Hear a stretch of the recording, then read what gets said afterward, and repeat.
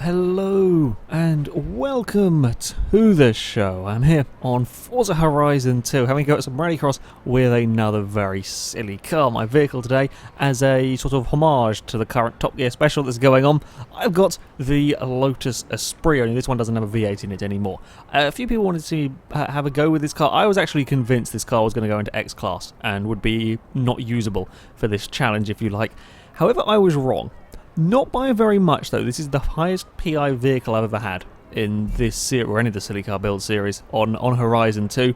982p. That's pretty much... You can't get much more in S2 class, to be honest. I was sure this was going to go in X class, but turns out you can just get away with it in this car. As far as engines go, we do not have the V8 in it anymore.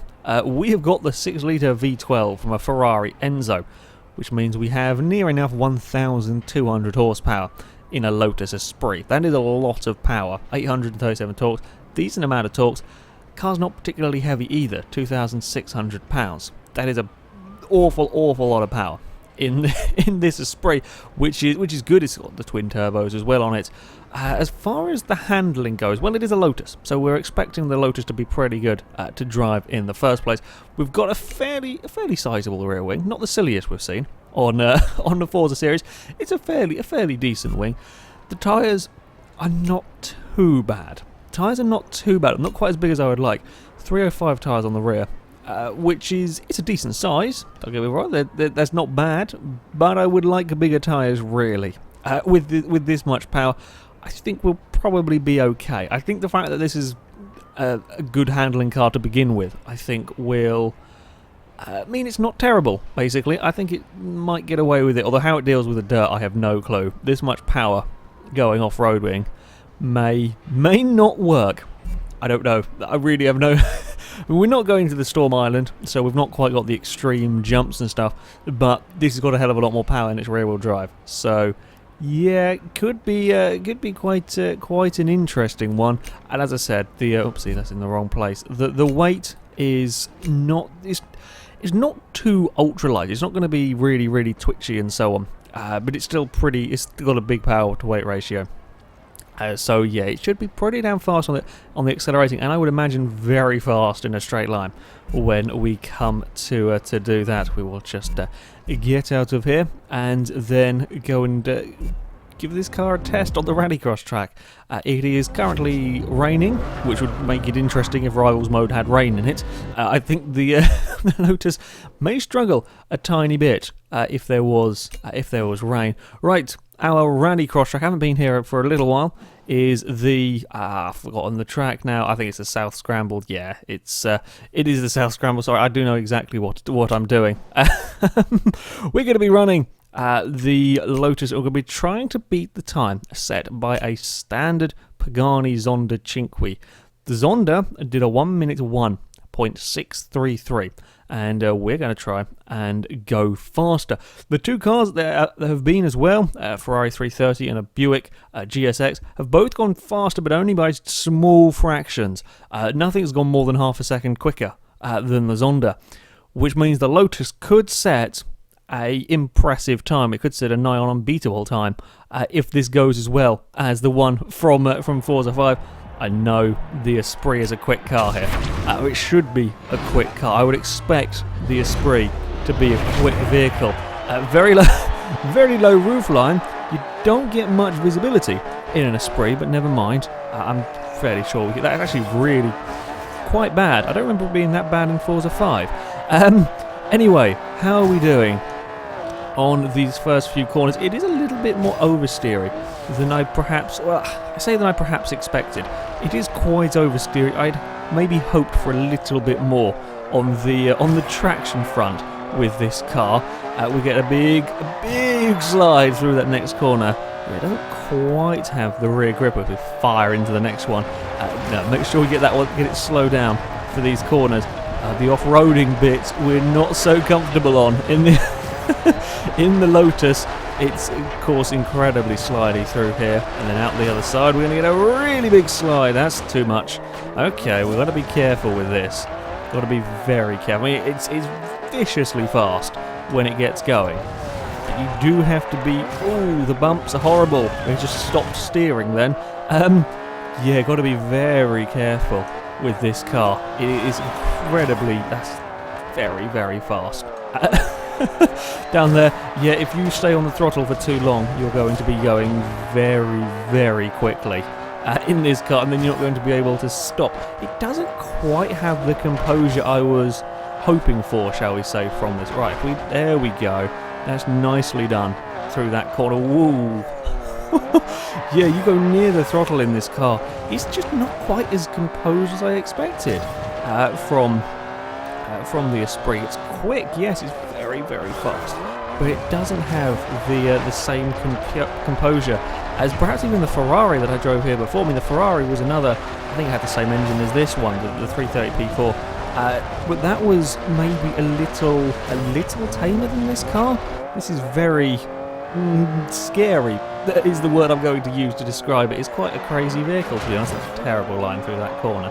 Right, out the other side. Now, no, we still can't use any throttle here. There we go, now we can really get going, and the minute we do, it's straight on the brakes.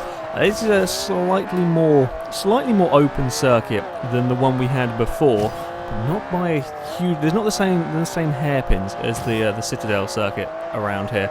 They're a little bit faster corners, but you still don't really get much above 150 miles an hour here. You do if you're really brave, well, you can, but you're never going to slow it down in time for the next quarter. I mean, we're going to get some serious speed up down here, but I'm going to have to jump on the brakes and hit a wheel on the dirt, which is not good. Yeah, you can't quite unleash this car around this kind of a track, which makes it very difficult to drive. It has so much power that it wants to escape, but we are going quickly now.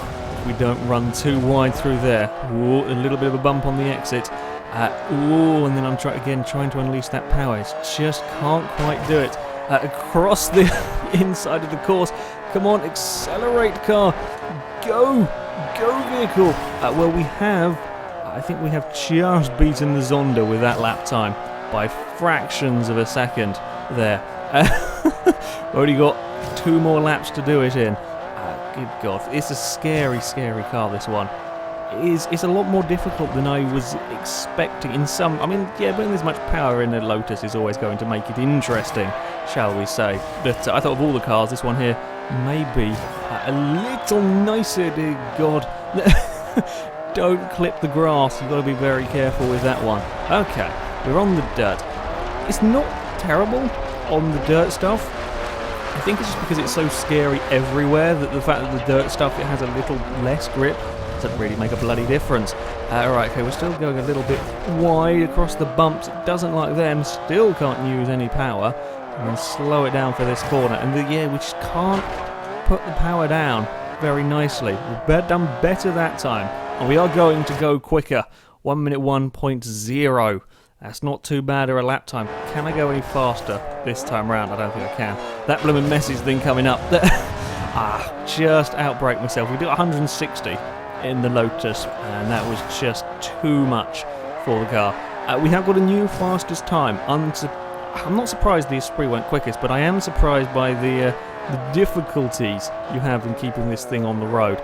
It's a fight. It is a fight. The brakes are nice though. I'll give it that. It gets stopped in a hurry, considering the speed of this thing. It's very easy to get carried away on such a short track like this with so much acceleration. Very easy to get carried away into the corners, and this does very well under braking. We don't have too many problems with the dirt, particularly. The exit of the dirt across that bump is quite nasty. I just can't put the power down. Wasting so much time. Oh, we've overdone it completely. Wasting so much time in this car, waiting and waiting to put the power down because it just can't quite do it. It's across the line for the Lotus. Well, it goes fastest with a 1 minute 1.0, just over half a second quicker than the Zonda, but it's not massively fast. The Esprit doesn't go massively quicker than anything else because it's just a little bit difficult to drive, in all honesty. can't quite get the most out of this vehicle, but it still does go the quickest of anything. It's now time to find how quick it goes in a straight line, and I have a suspicion this could be one of the fastest cars we've ever had, because it has a lot of power. I should think 260 miles an hour is very possible with this. The BMW M1 did 260, or got up towards that sort of speed. The Ferrari did around 260 miles an hour as well, all using this same engine. And the Esprit, again, is a lovely, nice aerodynamical shape. So I'm thinking, yeah, 260 is quite possible. After that run, I'm not entirely sure I feel comfortable with this car at 206. It doesn't feel like it's got enough grip. It feels it feels like it's not got a huge amount of rear end grip. It feels like it's going to slide around a bit. And when we dump off the aero and then try and go at high speeds, it could be quite scary. Or we may even get up to 270 with this car. Ooh, that's an interesting prospect. I don't think we will. I don't think we're quite going to get the 270 mark. It'd be impressive if we did, but I don't think. Surely we can't. Right, so aero. Take off the aero. At the moment we're at 244. That's a little disappointing. Come on then, get rid of all that aero. I guess we'll have to sort out the gearing as well then. Okay, yeah. If the speed's gone down when I've taken off the aero, that means we need to sort out gears. Okay, car. Can we get the 270 mark? That's pushing it, I think. We can get 267 miles an hour. Ooh, this may be down the hill. Maybe down the hill we could crack 270 miles an hour with the Esprit. Okay, I think that's all we're going to get out of the drive. It's going to be close. It's going to be close.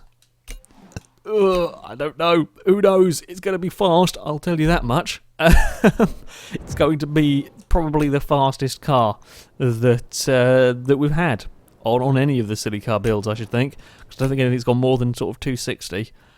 Okay, this is going to be a pray you don't fall off the road. I mean, if any AIs are doing something silly, I'm not going to be able to do much to avoid them in this car. It's just so fast, and I don't think it's going to have the rear end grip. I think it's going to be a little bit terrifying. In fact, a lot bit terrifying when we eventually get there. Okay then, Lotus. Let's see what you can do. Fingers crossed we will... oopsie, that's not handbrake. Damn it.